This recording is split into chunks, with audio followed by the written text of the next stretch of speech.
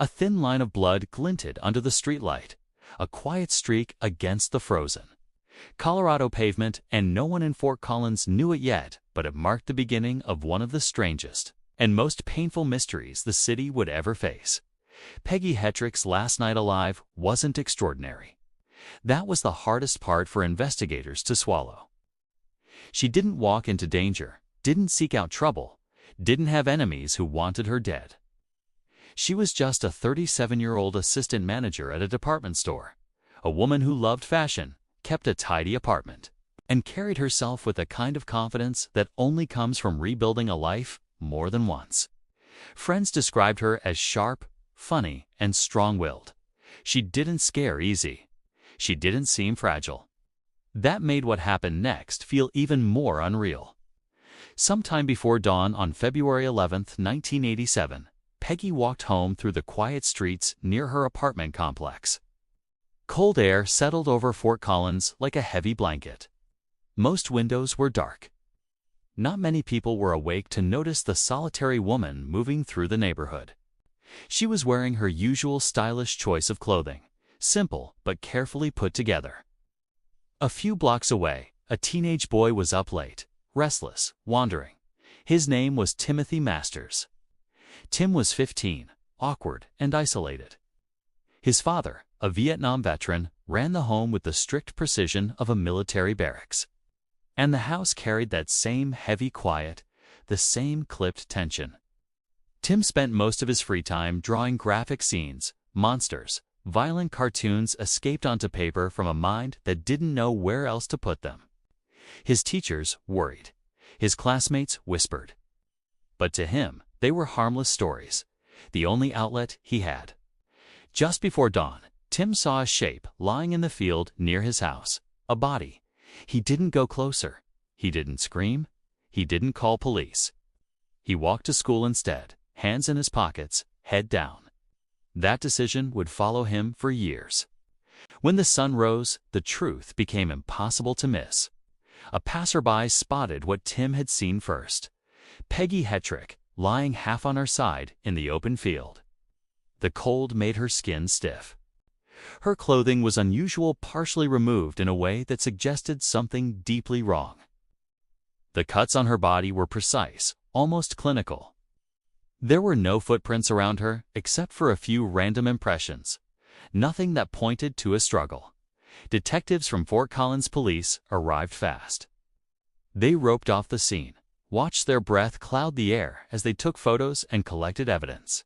A mutilation case wasn't something they saw often. This wasn't random violence. This wasn't impulsive. The surgical nature put chills into even seasoned investigators.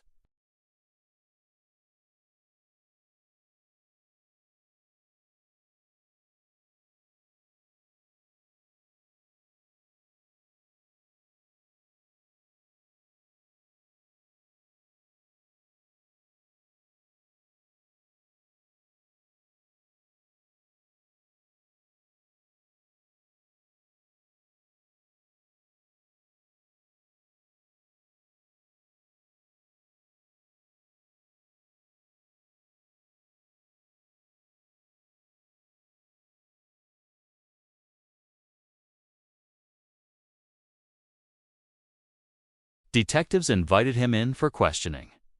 Tim sat stiffly, trying to appear calm, but every tap of his sneaker against the floor, every long pause, made them think they were looking at a killer pretending not to be one. I thought it was a mannequin. You expect us to believe that?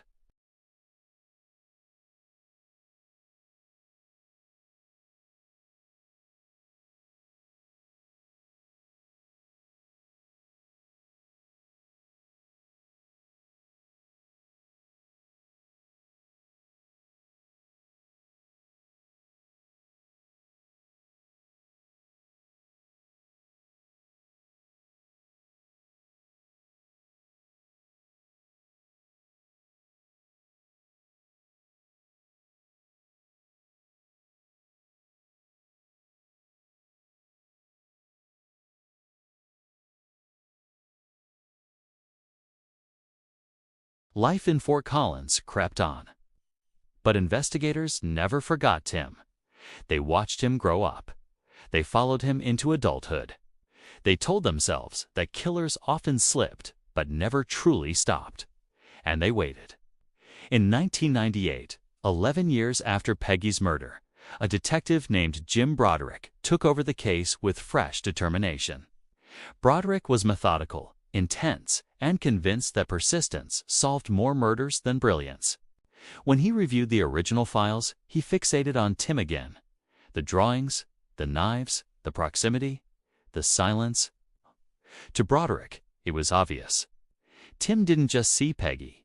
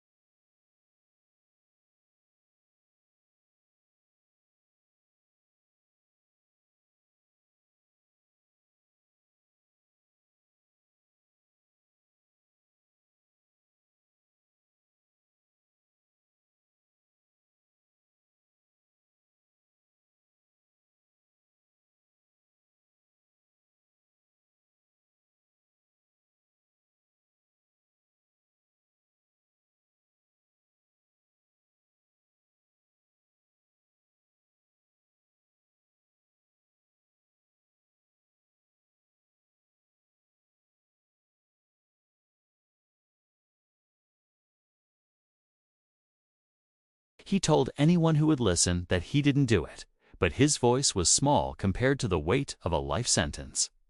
Everything changed in 2007 when DNA testing advanced enough to revisit old evidence.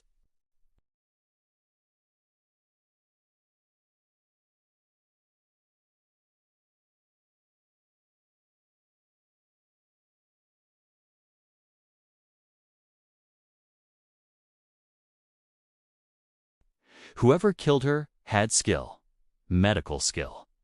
Detectives had questioned a surgeon back in 1987, a man who lived near the crime scene, a man with a complicated reputation.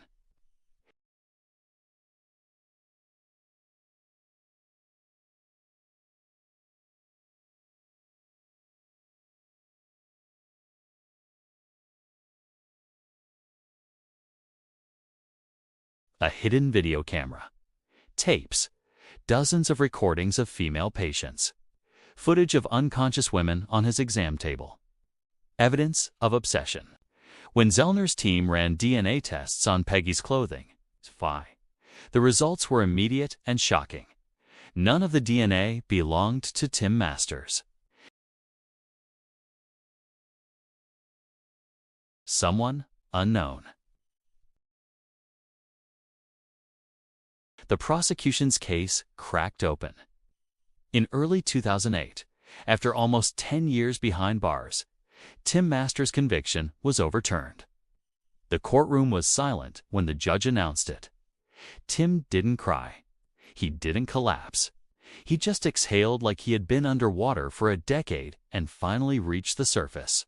He walked out of prison a free man.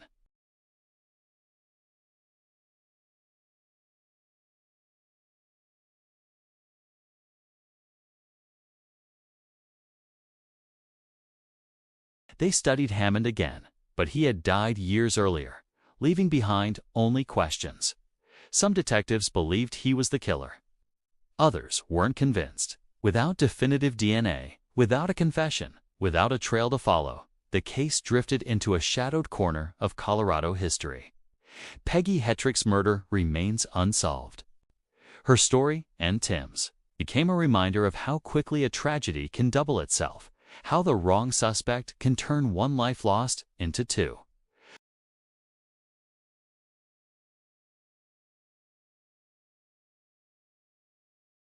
And for the city of Fort Collins, the question that started it all still hangs in the cold morning air. Who killed Peggy Hettrick?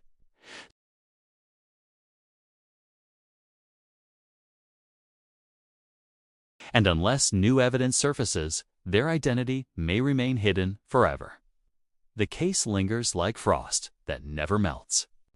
If stories like this keep you hooked, hit subscribe for more.